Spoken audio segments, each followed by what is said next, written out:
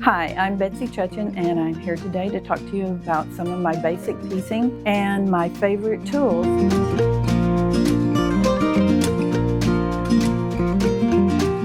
Right now, I'm going to show you my array of necessities. When I'm at home, I make a nest, whether I'm sewing at the machine or I'm sewing by hand or applique, whatever I'm doing. I want my personal needs that I prefer to be right there with me at hand. What I prefer may not be what you prefer, but this is what I want to share with you and why I pick these things. So my eyes are bad and I have to have a clover needle threader. So I would put my threader back over here until I'm ready to use it. Let's talk about needles since we talked about the needle threader. And I really like these black gold applique needles from Clover. So pick out an applique needle that you really like and are comfortable with and that will glide through the fabric. And these glide nicely for me. This is a size 9. Pins. These are Taylor Seville magic pins. I call them coffin pins. They come in lots of different sizes. The yellow is for applique.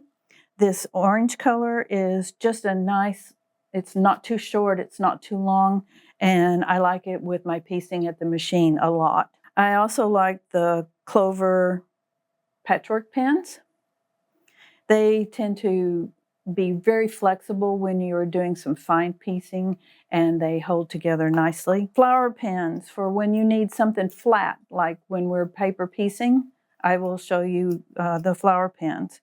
These are some more little applique pins by Tulip. Both of these products are by Tulip. Let's talk about marking. I like this. This is a black wing pencil and pencil sharpener and an eraser that this you can get at the office supply store. Introduced to those, and I really enjoy them for my drawing, and I'll demo how nicely they work as we move along.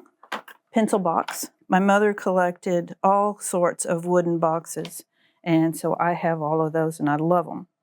This is another one of my favorite markers. This is a trio, Sew Line Trio, and it has the white lead, it has a black lead, and then it has a stylus that I think we're going to have a unique use for later on. So there's sometimes when I like to use the fine white line that this will create, and sometimes I prefer a chalk pencil by General's Chalk White, and it makes a little heavier line, and I'll show you perfect times to use both of those. So the General's pencils should be readily available at either an art supply or through your local quilt shop. You might need some extra lead for your sew line. Glue. You might want to have a little container of Roxanne's glue basted, and you use just dots of it. But most of all, when I need to glue, I'll use the Sew Line glue pen. Blue is my favorite, and I always have lots of extra of these around. Lots of different uses for that product. Of course, I think I have every color of rotary cutter that's available. I particularly love the new poison green, lime green. You will need either an add a quarter ruler or an add an eighth ruler when we do paper piecing. I primarily use the add a quarter. Of course, you have to have a seam ripper. I cannot tell you how many times a day I use a seam ripper, and I won't tell you when. I like the feel of it in my hand. For years, I used the brown handle, and I switched to this years ago, and I really like it. I keep, this little bag was made for me. It was from one of my older fabric lines, and it's good to put some of the sharp things in.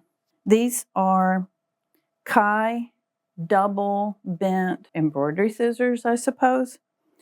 But because they have this bent handle, they are absolutely perfect for me to have at the sewing machine. So I will keep those on the bed of my sewing machine and for easy clipping of threads or if I need to clip some fabric.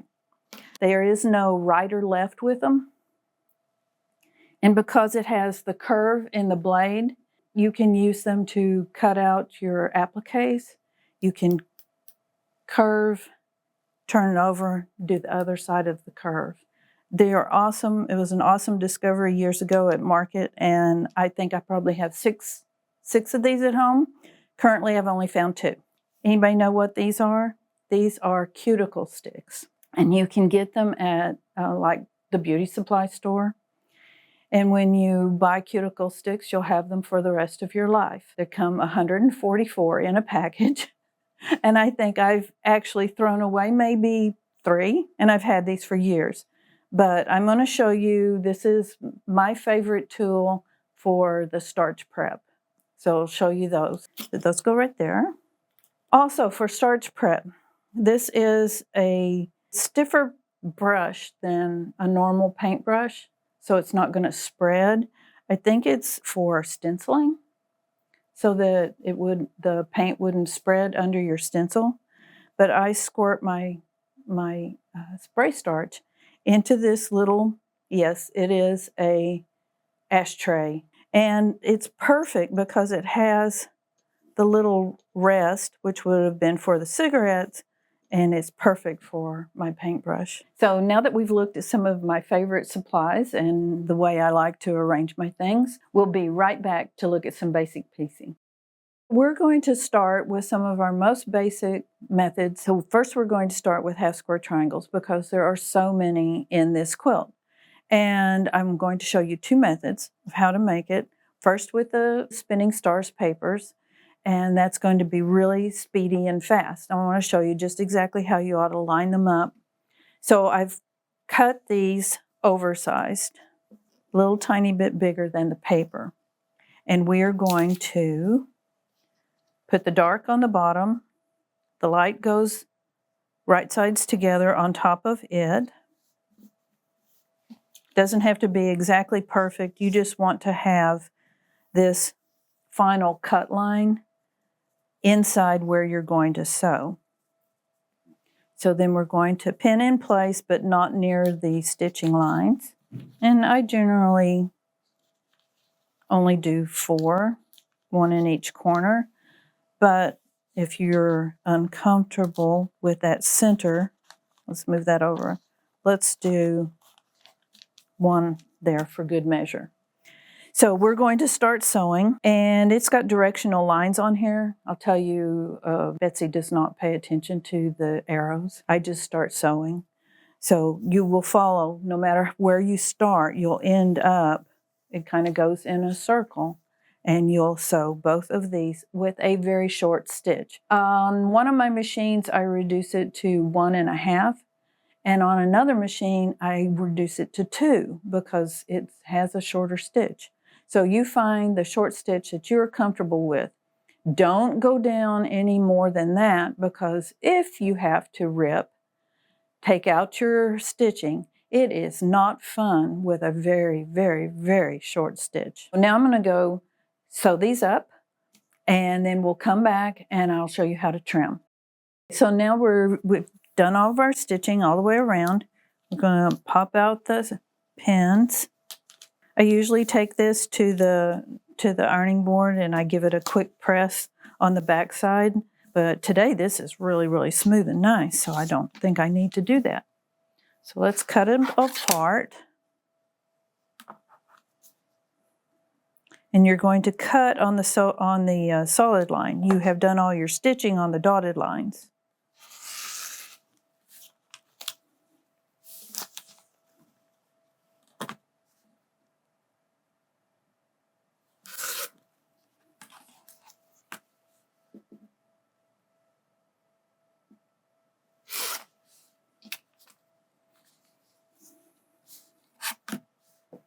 Now we're going to cut off this outside, and then I'm going to show you a little trick so you don't have any dog ears. So let's get some scissors. And I'm going to cut out a square from the stitching to the solid line. So it's 2 cuts, and you're removing a little square. Do that on the other side.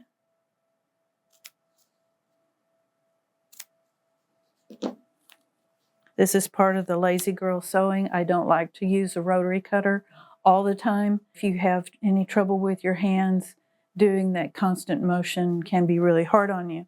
So if I'm making a ton of half square triangles at a time, I'll take these in this state to the, we'll trim off that outside, but I'll take them in that state in a pile, like to the TV, sit on the couch, and do this last trimming. And then I'll do this with scissors rather than with the rotary cutter, but of course you can do it with a rotary cutter as well. Now, we're going to press each one of these triangles to the blue. The paper's on the bottom, that's why we sewed to the light. You pick up your dark fabric. And if you want to finger press, you always start in the middle. You go one direction, then you go the other. No dog ears to clip off. I love doing that ahead of time. It seems to be a time saver for me. Personal trick I like. Then to remove the paper, you can grab it in the middle, fold both of the seam allowance and the triangle part together. There we go. So that's one way of removing the paper. Another way is just to tear it, not exactly from the middle, but just hold your thumb there, tear, pull that off that way, go that way, and then this seam allowance paper will just lift right off. So that's a little bit neater. Sometimes it's kind of fun to just rip. So now we're going to wrap this up. You see how perfect these come out. I mean, they are exactly 3.5 inches square, as they are supposed to be for a 3-inch finished block. So I'm going to clean this up and I'm going to show you another method. I've pulled out one of my Blackwing pencils and I'm going to show you this method that if you don't have triangle paper, that you can do this for any size. Whenever you want to make half square triangles that are not in a paper package, this is an 8.5, same size as that we had for the paper. So for a 3-inch, you have 3 and 3 is 6. So we've added 2 inches, a little over 2 inches. And you're going to draw a line from corner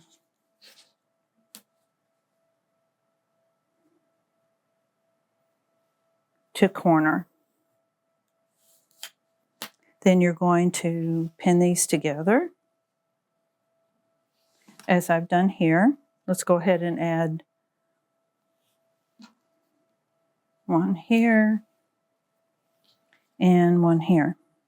Then you're going to sew 1/4 inch on each side, and basically you'll wind up with exactly the same thing. So let's sew these and I'll be right back.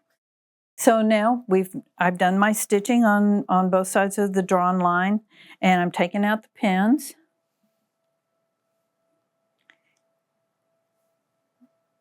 If you have any issues, you can take it to the iron and give it a quick press.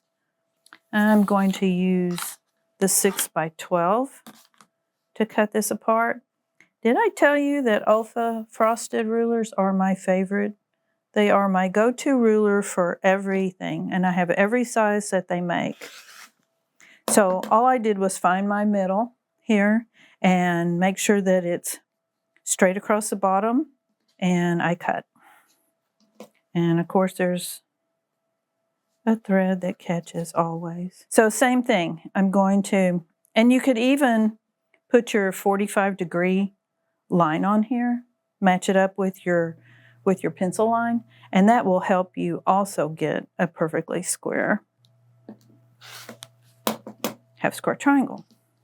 Okay, so now we've got 2, and we can do our little trick again, or this time we'll just go ahead and cut it.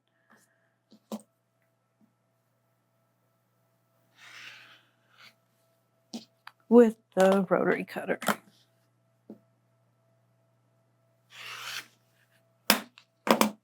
Always close that blade, and you have press from your middle out if you're doing it with your fingers.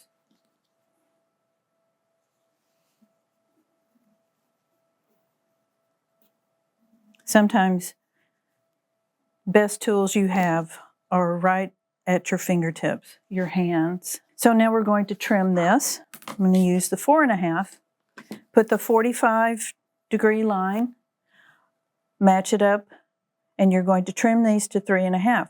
So you've got plenty of trim room. There's 3.5 here and here. So we're going to trim that real quick.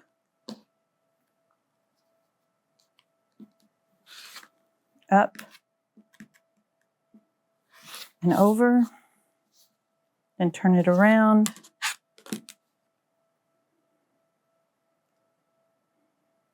And go up and over. Okay, from either method, whether you've used the spinning stars papers or doing your own drawing for this method that we just demonstrated, you will get eight half square triangles. So I'm going to clear all this away and we'll move on to flying geese. Continuing with our piecing journey here, we're going to work on the wild goose chase block. And the most difficult part of making this block is making the flying geese units. So what we're going to do, we're going to cut a square that is 5¼ inches.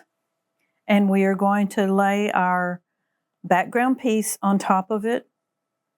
We're going to be making the fast 4 geese at a time method.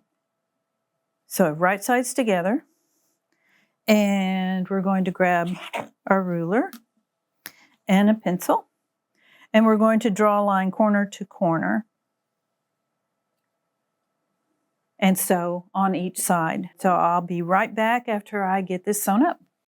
I've sewn on each side of the drawn line 1/4 inch away, and I'm going to give it just a little quick press just to set those stitches. Now I'm going to cut it apart.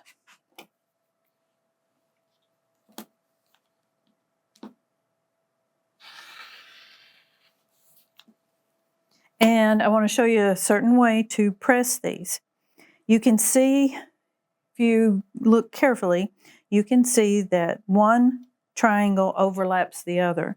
So instead of what is a normal tendency to just start pressing that way, you want to press them one at a time.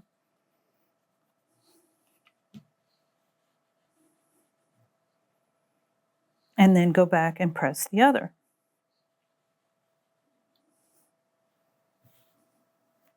So let's look at that again. This time, this one overlaps. So this one on this side will overlap, and you want to press it first. Do you know why this is a good idea? If you've ever made flying geese and they have a bowed in the center, make that strange arc, that's why. Because you're trying to force out a double seam right here, and that makes it arc. So our next step is to put on a square on top of each, and the measurements will be in the pattern, of course. And we're going to draw a line. Now, just to tell a little thing on myself, when I'm at home, I don't draw a line because I have a line on my machine bed. And that makes it really handy, but if you don't have one of those, you must draw this little line. And now I'm going to sew these together, and I'll be right back. I have stitched on each side of the drawn lines, and so now I'm going to give this a quick press. Cut them apart. Okay, there we go, and we're going to open these up. These are going to be a 4 inch by 2 inch finished Flying Geese unit. So I'm going to take my 4.5-inch ruler and make sure that you have 1/4 inch up here at the point where the nose of the goose would be. You want to make sure you have that for your seam allowance, good 1/4 inch there. But I don't want you to trim this way. I want you to turn it around so that the nose of the goose is facing you. And I want you to take your 45-degree angle on your ruler. Make sure you have a ruler that does this, because then you won't need any kind of a fancy tool whatsoever. If you can see here, this comes down, I've got it at the 2.5-inch mark, but what I'm really looking at is this little square right here, and it is perfectly lined up with that 45-degree for this angle. So just like I did with half square triangles, cut up and over, turn it around, and now you just cut for your 2.5 by 4.5. And if you need a tiny bit of cleanup, you can do that right at the top to get rid of that dog ear. There you go. Just as easy as can be. We're going to finish trimming this, and then I'll show you the corner technique. Now we're going to assemble this little corner unit. And what I want you to do is find the midpoint of the triangle and press that with your finger to make a crease. Do that with each one of the triangles. And 2 of the sides.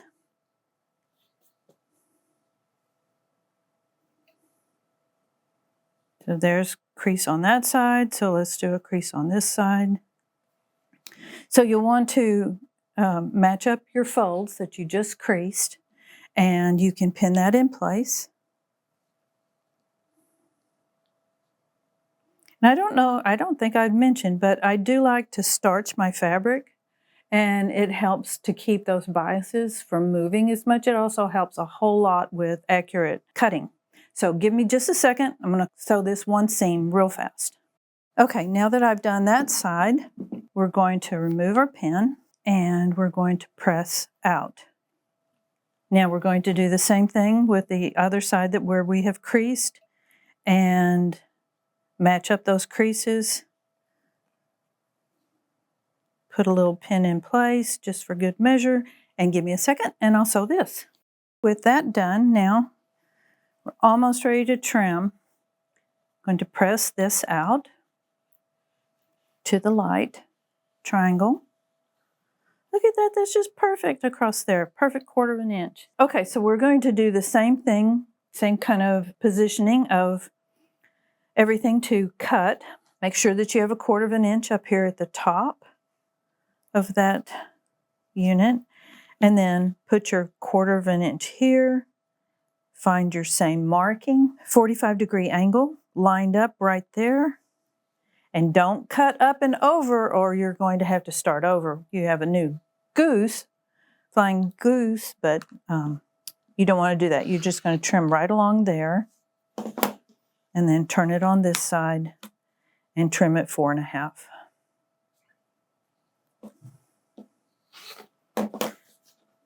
Perfect. You will sew 3 units together, and then add your center for this piece. When you get ready to add your triangles, you will sew this triangle to here, this to here, and then repeat it on your other side. So it's quite easy once you get past your making of the flying geese units and your corners. Once you get that done, then it's a piece of cake to finish it up with the nice frame and cornerstones. That concludes the basic piecing tips, and we'll be ready for some advanced piecing next.